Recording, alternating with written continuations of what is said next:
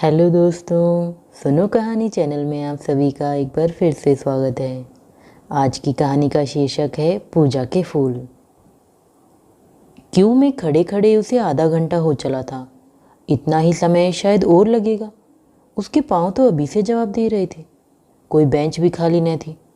पता नहीं ये लोग इतनी कम बेंचें क्यों डालते हैं, जबकि मरीजों की संख्या दिन पर दिन बढ़ती ही जा रही है।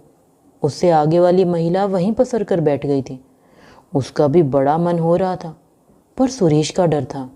जरूर वह यहीं कहीं खड़े होंगे। उसने तो कह दिया था तुम खाना खाकर दफ्तर चले जाना, पर वह गए ही होंगे यह जरूरी नहीं था। अपने निर्णय पर अब उसे पश्चाताप होने लगा था। सुरेश ने तो पहले ही कहा था कि अस्पताल में वही लोग जा सकते हैं जिनके पास समय हो अथवा जिनकी पहुंच हो, पर वह खुद ही अड़ गई थी। बेकार बंगले पर जाकर 15-20 रुपये दक्षिणा फूकने में क्या तुक है। 15 दिन पहले ही तो उसे अस्पताल से छुट्टी मिली है। तभी डॉक्टर ने कहा था कि दवाइयाँ ख़त्म हो जाए तो एक बार दिखा लीजिएगा। बस इतनी जरा सी बात तो अस्पताल में आकर भी पूछी जा सकती है।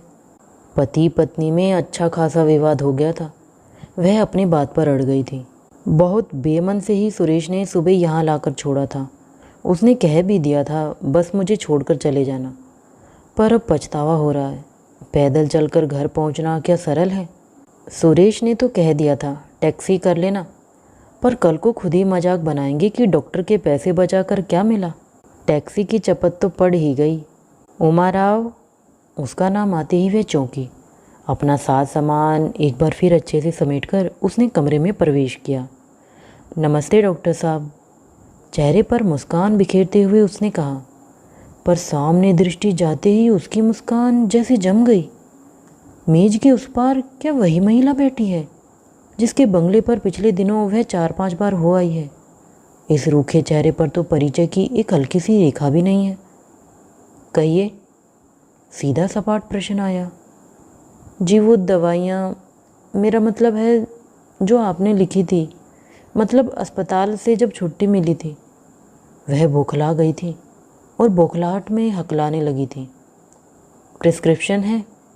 जी, उसने मिमियाते हुए कहा था। घबराहट में पूरी पर्स उलट दी, तब जाकर कागज़ का वह टुकड़ा बरामद हुआ। वो डिस्चार्ज कार्ड तो होगा आपके पास? जी। उसने फिर पर्स का समुद्र मंथन किया और कागज़ का एक और पुर्जा निकाल कर पकड़ा दिया। ये डिस्चार्ज रिपोर्ट नहीं है, केमिस्ट की रसीद है।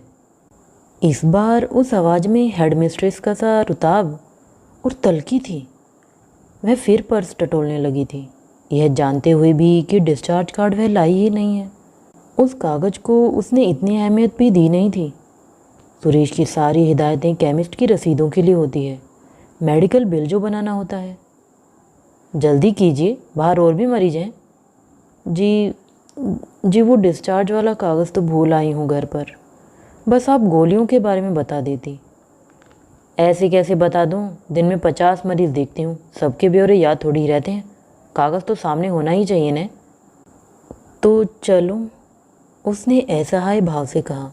डॉक्टर किसी महत्वपूर्ण फाइल में डूब गई थी। उन्होंने उमा की बात जैसी सुनी ही नहीं।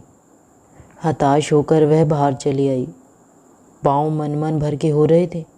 सुबह 5 बजे से उठकर दौड़भाग की थी, तब कहीं घर का काम समेट पाई थी। खाना बना कर रखाई थी सो अच्छा ही हुआ, नहीं तो बच्चों को और उनके पापा को भूखे ही जाना पड़ता। पर यह सारी तपस्या अब व्यर्थ हो चुकी थी। एक अवसाद भरी थकान उसे व्याप गई। वह सचमुच थक कर चूर हो गई थी, फिर भी मना रही थी कि वे दफ्तर निकल गए हों, नहीं तो छूटते ही पूछेंगे। लेकिन वे गेट पर ही मिल गए। चलें? उन्होंने पूछा। वह चुपचाप साथ हो ली। रास्ते भर कोई कुछ नहीं बोला। खड़खड़िया साइकिल ही सड़क से बतियाती रही। सुनो, घर पहुंचते ही सुरेश ने कहा, मैंने बीच में आकर खाना खा लिया था, अब ऑफिस जा रहा हूँ। कुछ दवाइयाँ वगैरह लानी हो तो बता दो, लौटते हुए लेता आऊँगा। उत्तर में वह एकदम फफक कर रो दी। अपमान का वह अंश फिर एक बार नए सिरे से उसे आहत कर गया। क्या हुआ? सुरेश ने घबराकर पूछा। उसकी रुलाई के आवेग से सचमुच वे डर गए थे। कहीं कैंसर वगैरह तो नहीं बता दिया? आजकल तो यह जैसे एक आम नाम हो गया है। जैसे कभी मलेरिया या टाइफाइड हुआ करता था, डॉक्टरों का तो कुछ खर्च नहीं होता, बस जरा सी जबान भर हिलानी होती है, पर सुनने वाले का तो दम ही निकल जाता है। ठीक से बताओ भाई, क्या हुआ? उन्होंने जरा बेजारी से पूछा। तब कहीं वह अपने अपमान की गाथा रुक रुक कर सुना पाई। सुनकर हंस दिए सुरेश। सरकारी अस्पतालों में तो यही सब होता है। तुम क्या समझी थी कोई तुम्हारे लिए स्वागत गीत गाएगा या पलक पावड़े बिछाएगा? अपना सारा शोक गुटक कर चुप हो गई वह। अब इस व्यक्ति को कोई कैसे समझाए कि इतने परिचित चेहरे पर अपरिचय की अभिव्यक्ति कितना कष्ट देती है। 4-5 दिन यूं ही निकल गए। इस बीच वह बेहद थकी थकी सी बनी रही। काम तो खैर सब हो ही रहे थे, पर उनमें रस नहीं रह गया था। बस मशीनी ढंग से सब कुछ करके वह पड़ी रहती। कहीं घूमने जाने का भी मन नहीं होता। सुनो, एक दिन सुरेश ने कहा, तुम्हारा एक बार चेकअप बहुत ज़रूरी है। कितनी पीली पीली लग रही हो। हमें नहीं जाना कहीं, उसने बच्चों की तरह मुंह फुलाकर कहा।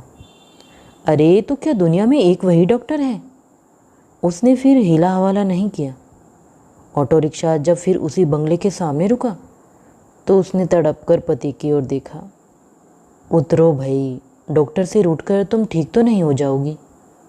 उसका मन हुआ कि इसी रिक्शे पर बैठकर लौट जाए, पर इस तरह बिना दिखाए जाने से तो सुरेश नाराज होंगे। उसने सोचा। पहली बार साइकिल पर डबल सीट आए थे दोनों, तो किसी ने तवज्जो नहीं दी थी। तब से डॉक्टर की फ़ीस के साथ यह खर्च और जुड़ गया है। सच, इस महानगर में सेकंड हैंड ही सही, पर स्कूटर एक बहुत ज़रूरी है। अपनी बारी की प्रतीक्षा में वह मुंह फुलाए बैठी रही। पति मेज पर रखी फिल्मी पत्रिकाएं पढ़ते रहे। बच्चों के कारण घर पर ये सब पत्रिकाएं लाना उन लोगों ने एकदम बंद कर दिया था। चलिए, आयाबाई ने आकर कहा तो वह बेमन से उठी। उसे सहारा देने का बहाना करते हुए सुरेश भी साथ साथ उठाए। Good morning doctor. Good morning mister Rao. वही सदाबहार मुस्कान। How is she now? वैसे तो ठीक है, but she is feeling depressed. पीली पीली भी लग रही है। बहुत जल्दी थक जाती है। दरअसल एक शादी में जा रहे थे हम लोग। सोचा पहले आपसे पूछ लें कि जा सकते हैं कि नहीं, इसके बाद ही रिजर्वेशन कराएंगे। फिर सुरेश ने एक पीला कागज़ निकालकर मेज पर रखते हुए कहा, पिछले हफ्ते मैं ज़रा टूर पर चला गया था। वो क्या है कि इनके सारे पेपर्स मेरे ही पास रहते हैं। वही तो, उस दिन ये हॉस्पिटल आई थी तो अकेली थी न? सुरेश ने उनकी बात काटते हुए कहा। बंगले पर इतनी दूर आने की हिम्मत नहीं पड़ी। हॉस्पिटल के लिए तो ऐसा है कि साथ मिल जाता है। मंद मंद मुस्कुराते हुए डॉक्टर ने सारे केस पेपर्स फिर से देखे, उन्हें फाइल करने का तरीका बताया। फिर सुरेश को बाहर भेजकर जांच की। वह पूरे वक्त रूठे हुए बच्चे की तरह मुंह फुलाई रही। ऐसा करते हैं, एक इंजेक्शन का कोर्स और लगवा लेते हैं, डॉक्टर ने सुरेश को पर्ची पकड़ाते हुए कहा। अगले महीने फिर देख लेंगे। नमस्कार के साथ अपनी जेब हल्की करके वे लोग बाहर निकल आए। गेट के बाहर 2 ऑटो रिक्शा खड़े ही थे, पर उन्हें अनदेखा करके वे सड़क पर बढ़ लिए। तुम बस से चली जाओ, मैं इंजेक्शन लेकर आता हूँ, सुरेश ने कहा। आते हुए असलम भाई से भी कहता आऊँगा। क्या इंजेक्शन नस में लगेगा? हाँ, वही पिछले वाले जुड़वा इंजेक्शन है ना। मेरा हाथ बिल्कुल छलनी ही कर देंगे बस। तुम अभी से उसका दुख मत पालो, इसी से सब गड़बड़ होती है। उसके बाएं हाथ की नस मिलती ही नहीं है। दाहिना हाथ बार बार इंजेक्शन लगने से एकदम भारी हो गया है। घर में काम करना उसके लिए कठिन हो गया है। 8-10 दिन अच्छे आराम से कट गए थे। अब फिर एक दिन छोड़कर वही चक्कर शुरू हो जाएगा।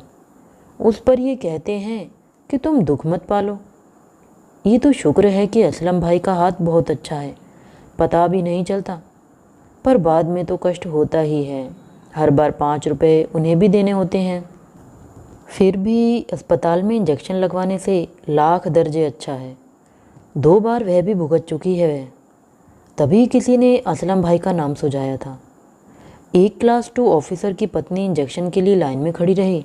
यह सुरेश को भी अच्छा नहीं लगता था। कहते रहते हैं घर में चाहे दाल रोटी खा ले आदमी, लेकिन बाहर तो इज्जत से ही निकलना चाहिए। बस यह साइकिल ही सारा शो मार देती है। एक स्कूटर ज़रूरी हो गया है। हर बार कोई न कोई अप्रत्याशित खर्च सामने आ जाता है। पिछले 6 महीनों से तो वह खुद ही बीमार चल रही हैं। पता नहीं कितना रुपया फूंक गया है। सुरेश तो कई बार गुस्से में आकर शीशियों के कागज़ फाड़ चुके हैं। कहते हैं बस सबकी कीमत ही पढ़ती रहो तुम, तभी तो दवाइयाँ असर नहीं करती। सुनो, 5 का नोट है तुम्हारे पास? नहीं तो क्यों? असलम के लिए चाहिए थे। क्यों, पैसे नहीं हैं क्या? पैसे हैं बाबा, बहुत हैं, सूरज ने खींचकर कहा। खुले खुले देना जरा अच्छा नहीं लगता। उससे क्या फ़र्क पड़ता है, 5 देना है, कैसे भी दे दो। और सुनो, इंजेक्शन मैं इस हाथ पर नहीं लूँगी। सुन तो लिया बाबा, अब कितनी बार कहोगी। फिर भी उमा को संतोष नहीं हुआ। असलम भाई के आते ही उसने ऐलान कर दिया कि नस वाला इंजेक्शन वह बाएं हाथ पर ही लगवाएगी। जैसे आपकी मर्जी, वे मुस्कुराकर बोले। उस पर ही लगा देते हैं। लेकिन जितनी सहजता से वे कह गए, यह काम उतना ही कठिन साबित हुआ। सामान्य इंजेक्शन तो कब लग गया पता ही नहीं चला, पर नस ढूंढते समय उनके छक्के छूट गए और असलम भाई स्प्रिट का फाहा और सिरिंज लेकर नस तलाश रहे थे। दोनों पसीना पसीना हो आए, पर उसे न मिलना था न मिली। 4-5 जगह खून जरूर निकल आया। अब कुछ नहीं। वह झटके से उठ बैठे और अपनी बाहों को देखती रही। वेरी सॉरी, असलम ने कहा, मुझे अफसोस है। कोई बात नहीं, सुरेश ने कहा और तश्तरी में एक एक के 5 नोट रखकर सामने कर दिए। असलम ने उनमें से 2 नोट उठा लिए, सलाम किया और उठ खड़े हुए। अरे यह क्या? जी बस एक इंजेक्शन लगाया है, एक ही के पैसे लूँगा। अरे ऐसा क्यों सोचते हैं आप? आपने कोशिश तो पूरी की है। उससे क्या फ़र्क पड़ता है सर, भाभी जी को इतनी तकलीफ़ भी तो दी, बल्कि मैं तो बहुत शर्मिंदा हूँ। अच्छा जी चलो, परसों हाजिर होऊंगा। उन्होंने फिर एक बार सलाम किया और अपना छोटा सा बैग उठाकर चले गए। सुरेश बड़ी देर तक तश्तरी में रखे नोटों को देखते रहे। फिर धीरे से बोले, उमा, तुम्हारी रामायण कहाँ है? तिपाही पर रखी है। क्यों? मैं ये नोट उसमें रख दूंगा। क्यों? उमा, मैं कागज़ के इन टुकड़ों में बसी इंसानियत की महक को सहेजना चाहता हूँ।